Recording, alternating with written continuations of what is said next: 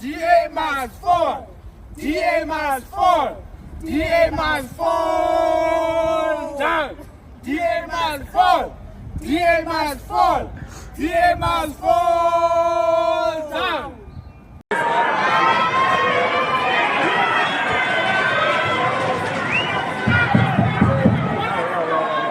Sanibonani. My name is Duduzile Zuma. I accept nomination. Mashiane, politically incorrect. Duduzile and Thuthukile. Thuthukile is NDZ. Duduzile is JZ. Well, they both celebrate them as their mothers and fathers. So what I want to do now, comparisons have already went to town on social media. All I want to do now is I want to concentrate on Thuthukile, her character, her politics, because unlike Duduzile, she has a bit of longevity into our politics. She's into active politics and she's doing her politics. I just want to understand her politics, all her stuff, but eventually I want to discuss her and kids like her, kids of those who work for the ANC or for the government as direct beneficiaries of this Congress movement, typically now known as Tintswalos. So there goes your first Tintswalo. And let's unpack, let's see her, and then in a few days we'll just unpack what these Tintswalos are going to do or what they're supposed to go and do. Thank you very much. Mashane, politically incorrect. Sharp. Sanibonani, Kamala Thuthukile Zuma. I'm a member of the African National Congress and also serve in the REC in Greater Johannesburg region. I have just casted my vote and defended our democratic gains by voting for the African National Congress in all 3 ballots. Pata ANC, Pata. Thank you. I'm Thuthukile Zuma. I'm a member of the ANC. Okay, and I suppose why was it so important for you to, voice your satisfaction with the coalition with the ANC? Well, it's because the DA has voiced its dissatisfaction with transformation in our country for the past 30 years. Every progressive piece of legislation in Parliament, the DA stands opposed to it. Recently, the NHI, hate crimes, etc. Their policies are about stalling transformation in this country, and just 2 months ago, they were burning our national flag. So it's not me registering discontent, but the DA has registered discontent with the transformation of this country because they stand for white interest. Some would argue, that an ANC-DA coalition makes sense because it represents the majority of South African voters. What would you say to that assertion? They don't know maths, 1. 2, what we know is that the ANC is the biggest party in South Africa.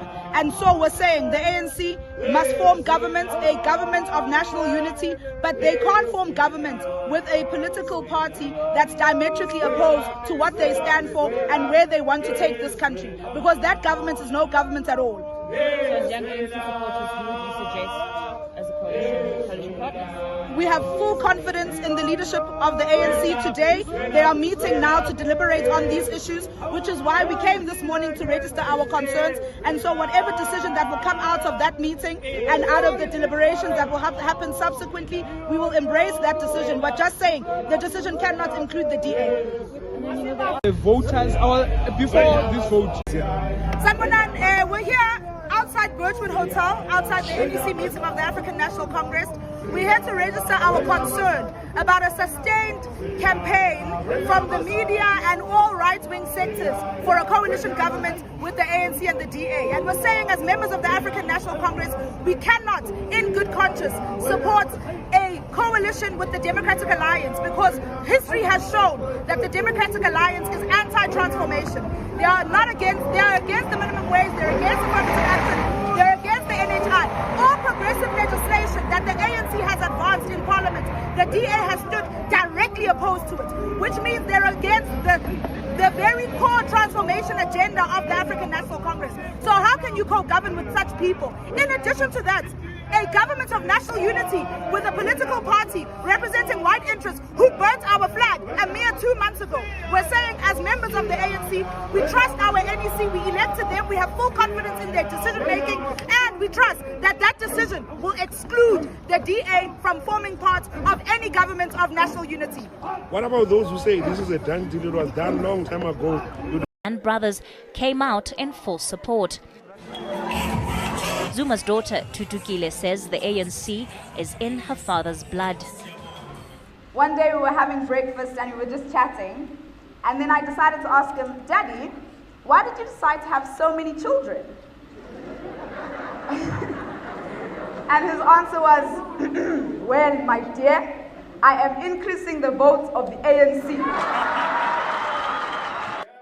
Kgalema Motlanthe has described Zuma as an extraordinary cadre of the struggle and says the difficult circumstances he grew up in have shaped him into the exceptional leader he is today. President Jacob Zuma's life, therefore, is an exemplar of how positive thinking thrives against all odds.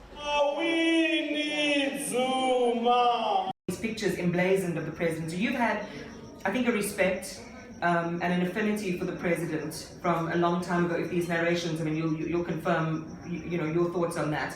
And then this is cemented through this association, and that is in fact how you get his attention. Not at all. It's actually a myth. That's the reason why I gave you a little bit of. I don't really like talking about myself, but I give you that. I know, and I'm sorry to push you in that direction, but no it's problem. come up. No doubt. You have me. I will give you any direct question will get a direct response. Yes. Now, importantly, the attempt to individualize what is actually ANC policy and government decision, having gone through an interministerial committee process, a commission, a presidential fiscal committee, an ANC NEC, and presented to the top officials of the ANC, is actually an attempt by those who don't want free education to make people think that this is some bogus intervention coined by some 28-year-old from Venda. It's a myth. It's not my policy. It's not my strategy. It's not my intervention. I participated like all other South Africans who were invited to participate in the commission. And I did so deliberately because I believed that the movement was missing a policy direction. Now, to come back to this personalization of myself, point number one, I know Thuthukile very well. Point number two, I'm not engaged to anybody, and I'm not willing to entertain my personal life as though this is about myself and be brandishing myself or anybody else in a space where I know. I will tell you why people attacked me personally. The HEA report, had it been adopted by government, it recommended that the government, you cannot afford to fund the poor and the working class, but instead of funding poor and working class students that you are doing now, who are 405,000 of them, fund postgraduate and undergraduate students in public and private universities and colleges. We as ourselves have leaders who are accused of being perpetrators. And we're saying to those leaders, we may love you as our leaders, but as soon as you have an accusation of being a perpetrator of gender-based violence, you must do the honorable thing. You must step aside. Not the factional step aside of the ANC, but you must step aside because you take the gender struggle seriously. So the likes of your Enoch Godongwana must step aside because he must show as a leader of society and a leader of the ANC that he takes the gender struggle seriously. So he must step aside and allow the court to take its course without embroiling the name of the ANC and GBV in one sentence. In addition, Does it concern you at all, or like the tug of war sometimes that would happen, that on one end, for instance, you have your father, who's a former president of the ANC, now endorsing the MK party. On the other hand, you have your mother, of course, who's still a member of the cabinet. She did say that she will be retiring after the end of the 6th administration. And people trying to pull you in different directions. I've seen some of the responses to the ex as well. Well, with regards to people trying to pull me in different directions, I have one direction, and that is being a member and a leader of the ANC in Greater Johannesburg. People will always have their opinions, they'll always have their views, but they always have had their views. The views and opinions didn't start in December 16. They started really as far as I can remember. Yeah. I don't remember a time in my life where people didn't have views about my parents and, by extension, views about me. So that's kind of always been my reality, unfortunately. Yeah. And how do you navigate that space? Well, I think I think one, a thick skin, but two is just to remain focused because I am an activist. I joined the Youth League when I was 16 years old.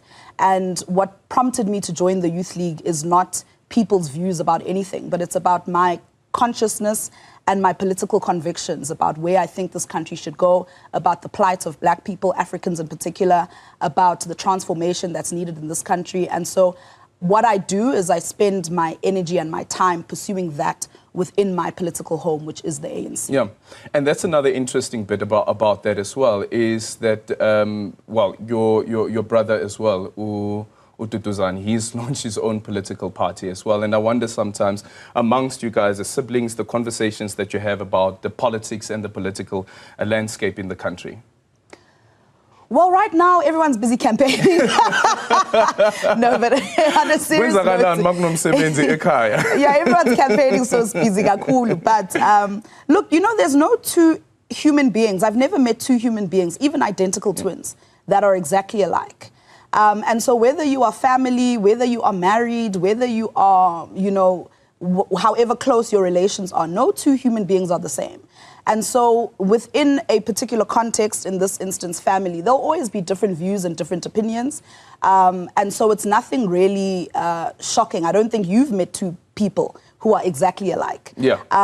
Yeah, and I think part of what the ANC fought for is the right, the freedom to associate. Yes. Is the right to belong to any political formation that you want to. That is what the ANC fought for. That's what they envisioned. So they are living out exactly what the ANC fought for them to do. Yeah. I went on YouTube a bit to try and understand, okay, so I saw some videos of you. We are not political parties. Well, we are people, we're activists. Yeah. So, what do you say? Because I've been seeing you in the past couple of weeks. Yeah. You've been doing what progressive young people around the country have been doing, which is campaigning for the African National Congress. Yeah. So what made you decide in 2024, in these elections, I'm going to support the ANC? Because there's no alternative. I'm the leader of society. ANC leads the people. Ntlantla leads the people. The ANC and I have a very special relationship because our constituency is the same. When I listen to my people speak, they're the people of the ANC. I can't tell them to be a people of anything else. My job as the leader of society is to listen to society and amplify their voices. What I'm doing right now, I'm amplifying the millions of people in Soweto, what they would like to see happen with this community and country, because these are national elections, not local elections. So I carry a responsibility of whether I like it or not, I will do as the people say, because I'm a leader that's been mandated by the people to go express their voices, concerns, and take their plight forward, whatever their plight is. Now look, I think